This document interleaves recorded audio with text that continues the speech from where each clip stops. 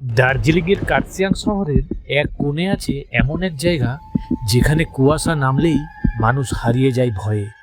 এটারই নাম Dow hill. এই জায়গার পাশে রয়েছে ভিক্টোরিয়া বয়েজ হাই স্কুল, যেখানে শোনা যায় ভয়ঙ্কর সব গল্প। স্কুল বন্ধ থাকলেও রাতের করিডোরে নাকি শোনা যায় পায়ের শব্দ, ক্লাসরুমে পড়ার আওয়াজ আর কারো কারো ফিসফিসানি। লোকজন বলে কাছের বনে ঘোরাঘুরি করলে দেখা যায় এক মাথাহীন ছেলেকে, যে ধীরে ধীরে হাঁটে পাহাড়ের পথে আর অদৃশ্য হয়ে যায় গাছের ভিতরে।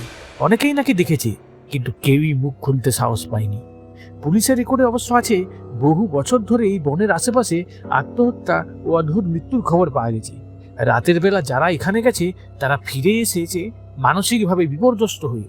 কেউ বলে এই জায়গা নাকি অভিশপ্ত, আবার কেউ বলে এটাই শুধুই কল্পনা আর কুয়াশাচ্ছন্ন।